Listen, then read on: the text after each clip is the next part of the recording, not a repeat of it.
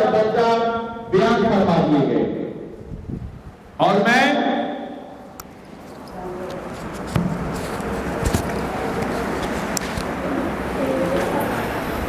یعنی کہ اس آیت مبارکہ میں اللہ تبارک تعالیٰ نے اپنے حق کی بات کی ہے اور پھر والدین کے حق کی بات کی ہے. قرآن جہاں بھی اللہ کے حق کی بات کرتا ہے ساتھ ہی والدین کے حق کی بات آ جاتی ہے.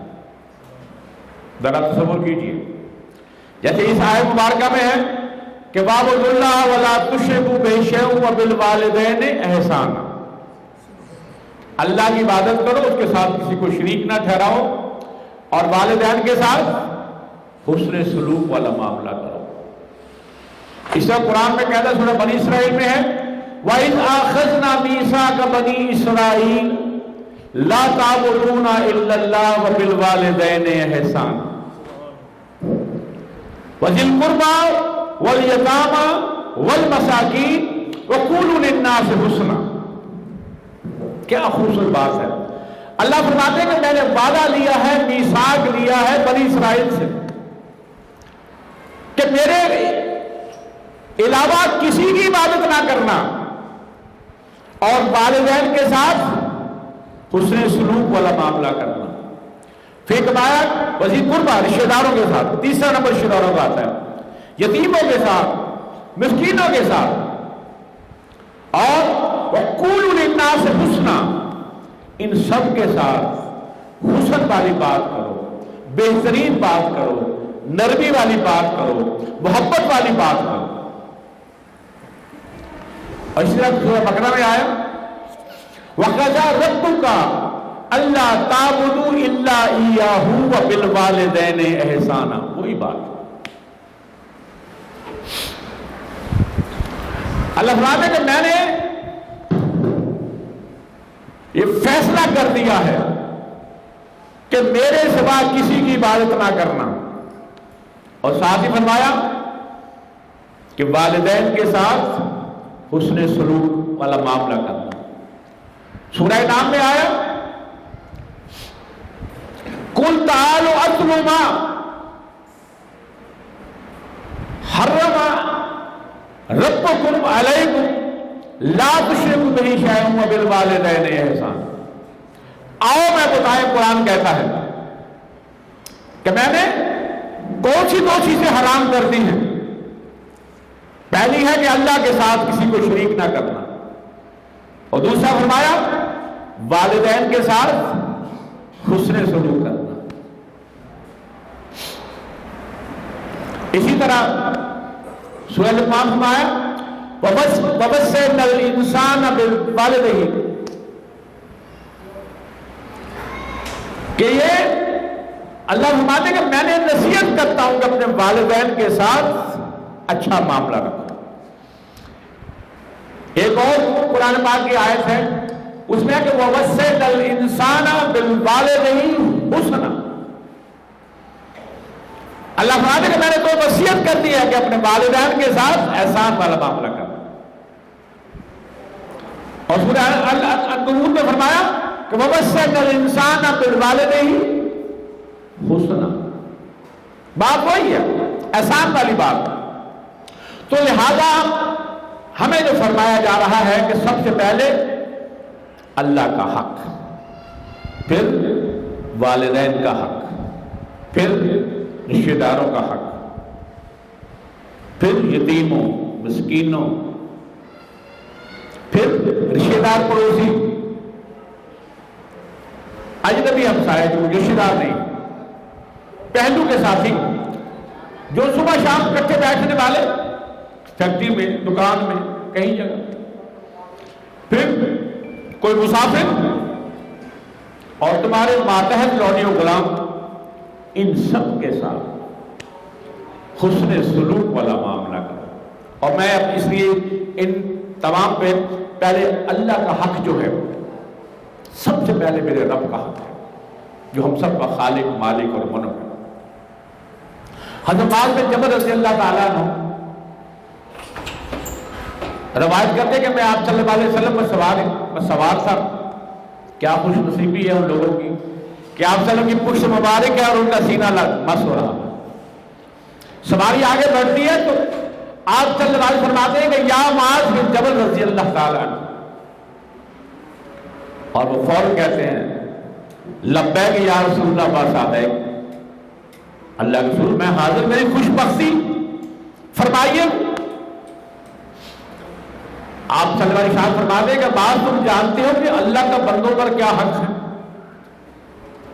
جو انداز ہوتا تھا صحابہ کا کہ اللہ کے رسول ہی بہتر جانتے ہیں،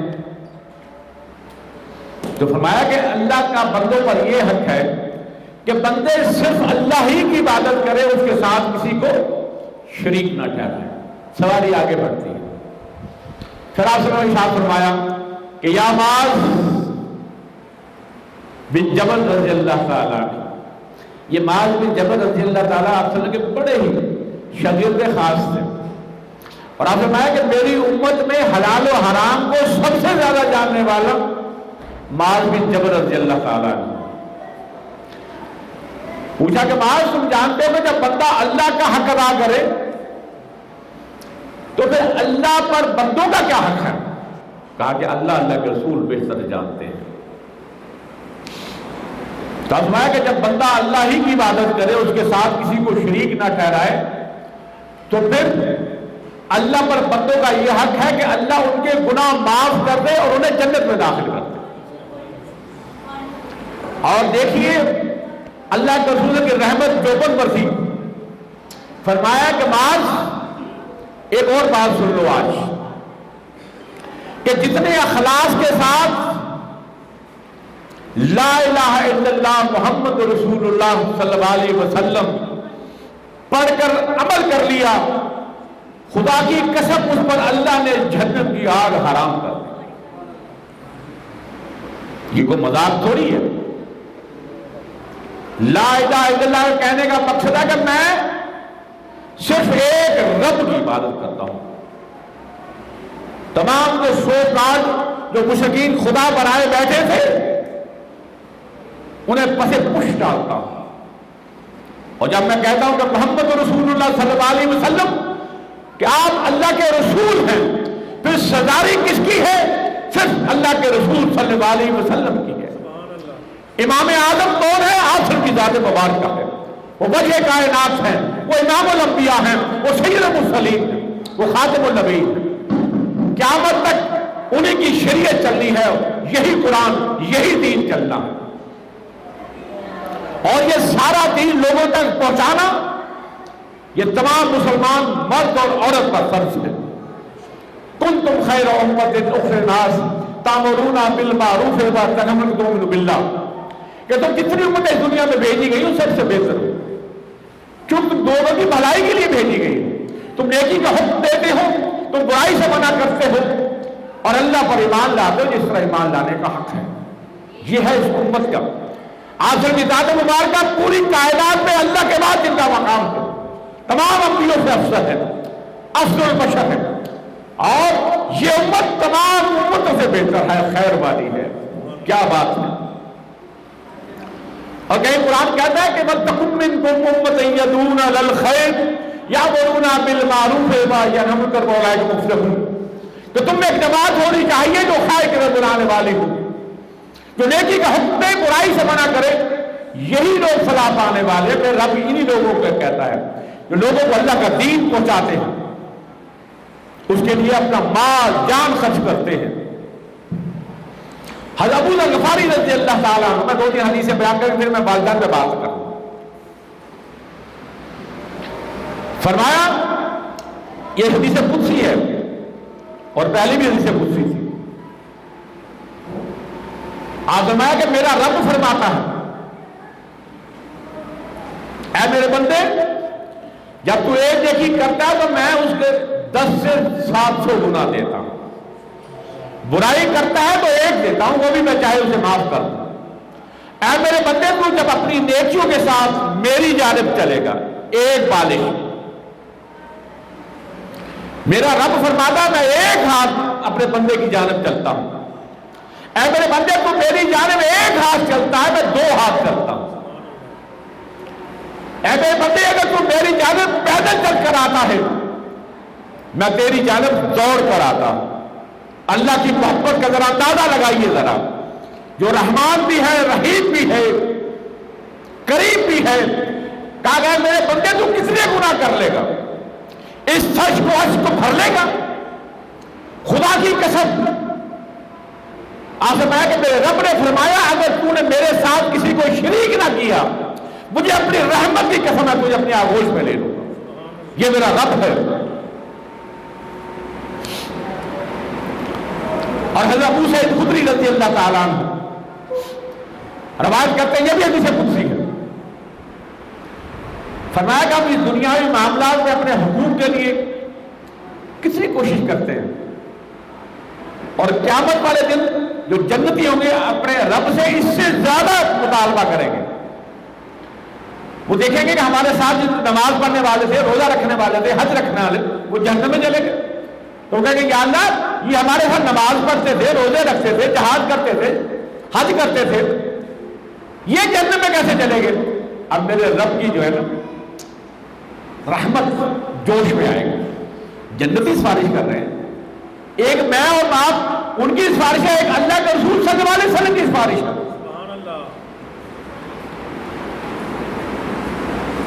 اور اس سیریز میں انشاءاللہ وہ جملہ بھی آ جائے گا، میں جو ابھی میں کہنے لگا تھا اس کو روک لیا میں نے۔ فرمایا کہ جاؤ انہیں پہچان کے سب کو جہنم سے نکال کے جنت میں لے آؤ، اور وہ جائیں گے، کسی کے ٹخنے تک آگے ہوگی، کسی کے گھٹنے تک ہوگی، اور وہ سب کو نکال کے جنت میں لے آئیں گے۔ وہ کہے گے یا اللہ ہم کو سب کو لے آئے، اللہ فرمائیں گے کہ جس کے دل میں ایک دینار کے برابر بھی ایمان ہے، یہ 4.25 گرام بنتا ہے، ان کو بھی جا کر لے آؤ۔ وہ کہے یا اللہ ان کو بھی لے آئے، پھر میرا رب کہے گا کہ آدھا دینار جن کے میں ایمان ہے ان کو بھی لے آؤ، پھر میرے رب کی رحمت جوش میں آئے گی۔ میرا رب فرمائے گا کہ جس کے دل میں ایک ذرہ برابر بے ایمان ہے اور میرے ساتھ نے شرک نہیں کیا، نکال لاؤ اور ان کو جنت میں داخل کر دیا جائے گا۔ یہ وہی حدیث ہے جو میں نے پچھلی دفعہ فجر میں آپ کو میں نے حدیث شفاعت سنائی تھی، وہ بھی ایسی ہے۔ ہر نبی کے پاس لوگ جائیں گے لیکن کوئی نہیں سنائی دے گا، وہ کہے گا آخر میں آپ صلی اللہ علیہ وسلم کی ذات مبارکہ ایک کام آئے گی، اور آپ صلی اللہ علیہ وسلم جنت کا دروازہ کھلوا کر پھر وہاں اللہ کی حمد و ثنا کہیں گے سجدہ ریز ہو کر۔ تو میرا رب فرمائے گا میرے محبوب اپنا سر مبارک اٹھائیے، مانگیے جو مانگتے عطا کیا جائے گا۔ اللہ کی رحمت جوش میں آئے گی، فرمائے گا یا اللہ میری امت جس کے دل میں ذرہ برابر ایمان ہے اور تیرے ساتھ شرک نہیں کیا، اسے جنت میں داخل کر دے، اور میرا رب اسے جنت میں داخل کروا دے۔ یہ ہیں وہ اللہ کے رسول سچ کو ماننے والے ہیں۔ بیٹھے بٹھائے ہمیں وہ فضیلت ملے گی، نبیوں نے کہا کہ کاش ہم نبی نہ ہوتے، آپ صلی اللہ علیہ وسلم کے امتی ہوتے۔ یہ مذاق تھوڑی جو آپ کو مجھے بصیرت مل گئی ہے۔ اسی طرح حضرت زبیر بن محبوب رضی اللہ تعالیٰ عنہ، یہ بھی حدیث قدسی ہے، آپ فرمایا کہ ہمیشہ شرک اور شرک اصغر سے بھی بچا کرو۔ یہ اصل شرک اصغر کیا ہے؟ فرمایا یہ ریاکاری ہے، کوئی بھی کام کرنا تو لوگوں کو دکھانے کے لیے، کوئی اجر و ثواب نہیں ہے۔ ہر کام، ہر عبادت، ہر عمل اللہ کو راضی کرنے کے لیے ہوگا تو وہ اللہ کے ہاں قبول ہوگا۔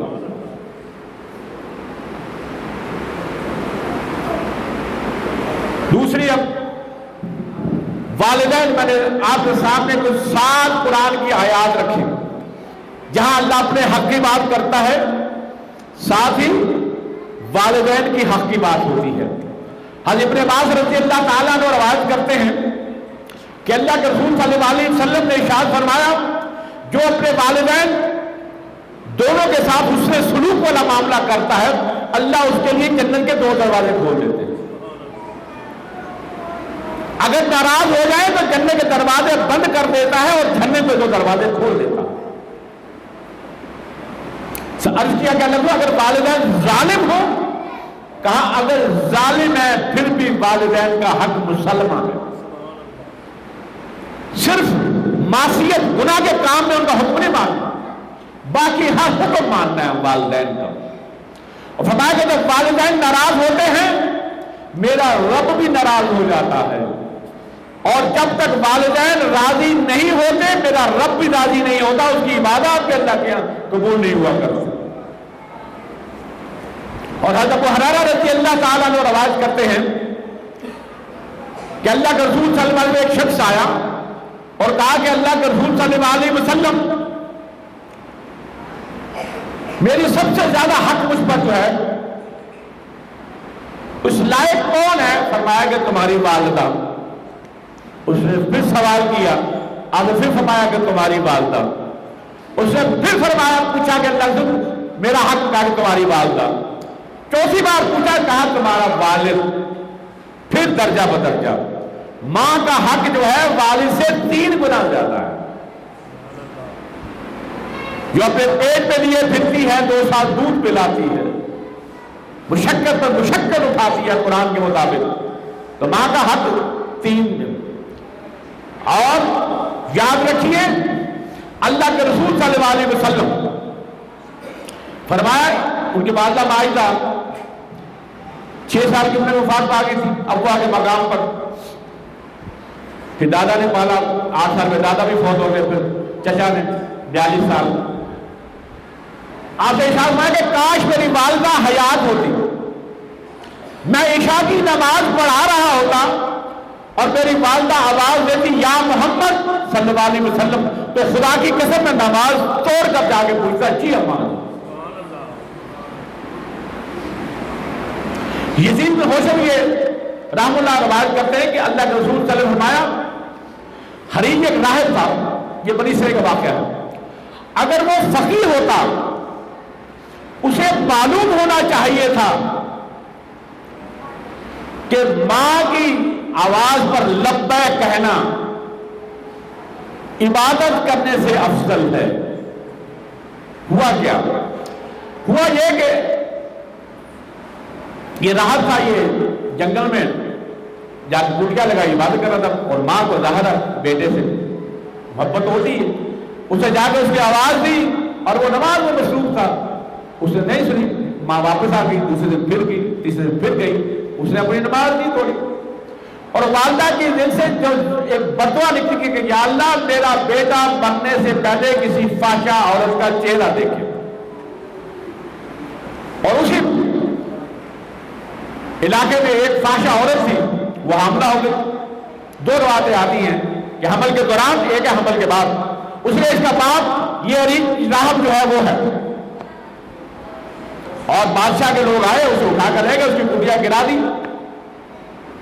اب اسے احساس ہوا کہ معاملہ اس لیے ہوا ہے کہ میری والدہ 3 دن آئی اور میں نماز میں مصروف رہا.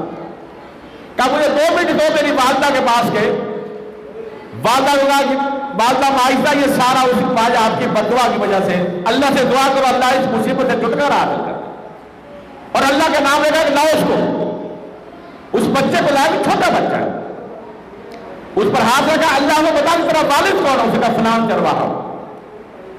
اللہ نے زبان عطا کر دی. حضرت یوسف علیہ السلام کی گواہی میں بچے نے گواہی دی تھی، اور خندق والے بچے نے بھی بولا تھا. تیسرا یہ ہے، اور چوتھا عیسیٰ علیہ السلام جھولے میں جو بولا تھا کہ میں اللہ کا نبی ہوں. میرے دوستوں، میرے بھائیوں، یہ کوئی مذاق نہیں ہے. اما عائشہ رضی اللہ تعالیٰ روایت کرتی ہیں، آپ سے جب معراج پر تشریف لے گئے تو وہ ایک تلاوت کی آواز تھی.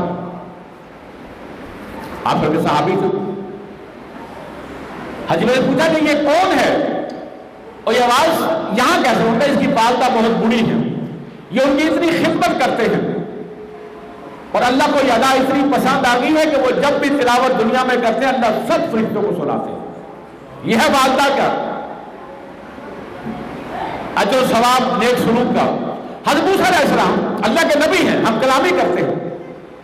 والدہ فوت ہو گئی. اللہ فرماتے اے میرے موسیٰ اب ذرا صبر کرانا، اب تمہارے پیچھے تمہاری والدہ دعا کرنے والی نہیں ہے. نبی بھی اپنی ماں کی دعاؤں کا محتاج ہے. اور ایک دفعہ کہا کہ یا اللہ جنت میں میرا پڑوسی کون ہوگا؟ کہا کہ فلانا کسائی ہوگا. یا اللہ میں اللہ کا نبی صاحب کتاب اور میرا پڑوسی کسائی ہوگا؟ اللہ نے فرمایا کہ جا کے دیکھ، صرف منظر تو دیکھ ہوتا کیا۔ اب وہ گوشت بیچتا تھا، چند گوشتیاں رہ جاتی تو موسیٰ تھا پیچھے پیچھے، اسے جا کے گوشت بنایا، والدہ بوڑھی تھی، اسے گود میں بٹھا کر کھانا کھلایا۔ جب آخری نوالہ کھا لیا تو والدہ نے کہا یا اللہ میرے بیٹے کو جنت میں موسیٰ کا پڑوس نصیب دینا، اور وہ نصیب دے دیا، اللہ کو دعا قبول فرما لی۔ اور حضرت علقمہ رضی اللہ تعالیٰ عنہ، اسے حضرت انس بن مالک رضی اللہ تعالیٰ روایت کرتے ہیں، فرمایا ان کے آخری وقت تھا، نزا کا عالم ہے اور کلمہ جاری نہیں ہو پا رہا۔ یہ لمبی حدیث ہے، میں اس کو مختصر کر رہا ہوں، میں 5 منٹ کے لیے صلہ رحمی بات کرنا چاہتا ہوں۔ تو آپ سب سے حضرت علی رضی اللہ تعالیٰ عنہ کو، حضرت عمار بن یاسر رضی اللہ تعالیٰ عنہ کو، حضرت سلمان فارسی رضی اللہ اور حضرت بلال کو بھیجا۔ باجا وہی تھا، وہ واپس آ گئے، حضرت بلال کو بھیجا تو پتہ کروایا گیا کہ والد فوت ہو چکے ہیں، والدہ حیات ہے۔ آپ سے جب والدہ پہنچی آپ سے خدمت اقدس میں، کہا کہ علقمہ کیسا؟ کہا کہ یا رسول اللہ بڑا نیک ہے، بڑی عبادت گزار کرتا ہے اور بڑی اللہ کی راہ میں خرچ کرتا ہے، لیکن میں ناراض ہوں، اچھا اس لیے اس کی زبان پر کلمہ جاری نہیں ہو پا رہا، نزا کے عالم ہے، معاف کرتے۔ اس نے میں نہیں معاف کرتا۔ اب بلال جو لکڑیاں اکٹھی کر کے لاؤ اور اسے جلا دیں گے۔ اس کا یا رسول اللہ میں اپنے سامنے اپنے رکھتی جلتا دیکھوں گی، دیکھ سکتی ہوں؟ کہا یہ تو کچھ بھی آج ہی آ گا دنیا بھی، وہ اخر بھی آج تو ہمیشہ پہ جلنا، معاف کر دو۔ انہیں معاف کر دیا۔ حضرت بلال کو بیٹا جا کر دیکھو اس کی زبان پر کلمہ جاری ہے کہ نہیں؟ کلمہ جاری تھا، روح پرواز کر گئی۔ آسف کا نماز جنازہ خود پڑھایا اور عرض کیا کہ اے مہاجر انسان، تمہاری عبادتیں کسی کام کی نہیں ہے اگر تمہاری والدہ تم سے ناراض ہے، ذرا صبر کیجیے۔ اور تیسرا حق میں نے کہا تھا کہ وہ رشتہ داروں پر آتا ہے۔ میں 5 منٹ میں 2-3 حدیثیں آپ کے سامنے رکھنا چاہتا ہوں۔ یہ ایسے موضوع ہیں، یہ الگ الگ ایک گھنٹہ مانگتے ہیں، اور اسی چیز کو قرآن کہتا ہے کہ ان اللہ یامر بالعدل والاحسان وایتاء ذی القربی وینہی عن الفحشاء والمنکر والبغی یعظکم لعلکم تذکرون۔ اللہ حکم ادا کرتے ہیں عدل کا، احسان کا اور صلہ رحمی کا، اور منع کرتے ہیں بدی سے، فحاشی سے اور ظلم و زیادتی سے۔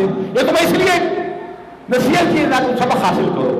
میرے دوستوں، میرے بھائیوں، اللہ کے حق کے بعد والدین کا حق ہے، اور پھر رشتہ داروں کا صلہ رحمی۔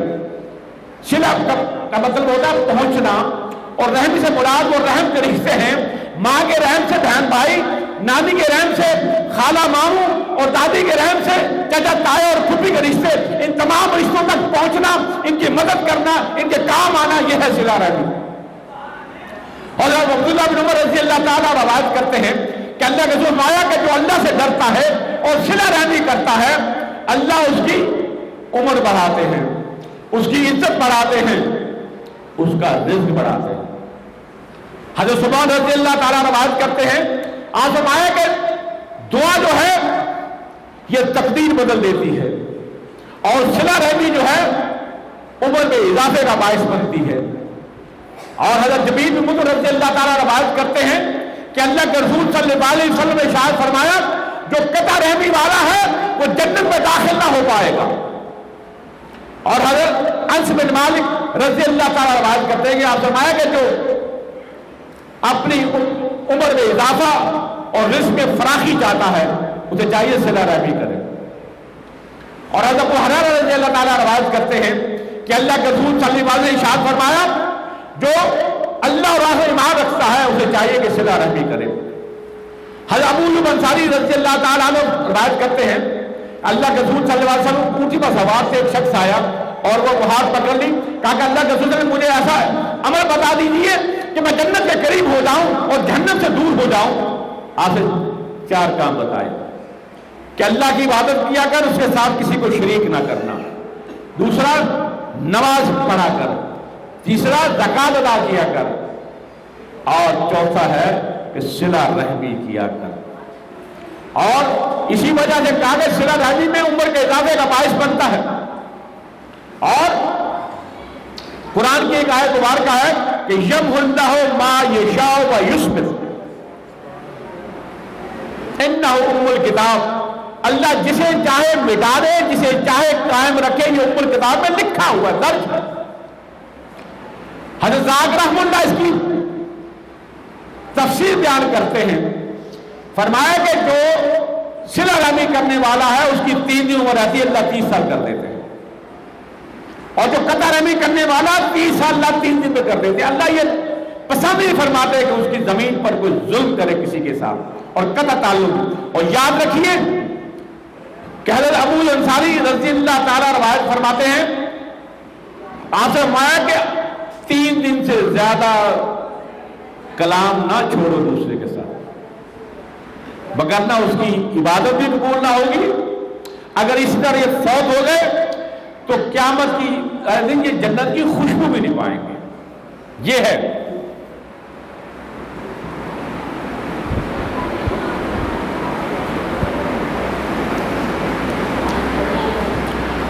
آپ سے پوچھا گیا اللہ سے کہ آپ کو دنیا میں اللہ نے نبی بنا کر بھیجا ہے، حکم کیا تھا؟ فرمایا کہا مجھے دنیا میں بت توڑنے اور صلہ رحمی کے لیے بھیجا گیا ہے۔ یہ کچھ چیزیں ہوتی ہیں، آپ صلی اللہ علیہ وسلم اس کو امپورٹنس بتاتے ہیں کہ مجھے یہ بت توڑنے کے پر اور صلہ رحمی کے لیے بھیجا گیا۔ اور یاد رکھیے حضرت عبداللہ بن سلام رضی اللہ تعالیٰ روایت کرتے ہیں، آپ فرمایا کہ سلام کو عام کرو، غریبوں کو کھانا کھلاؤ،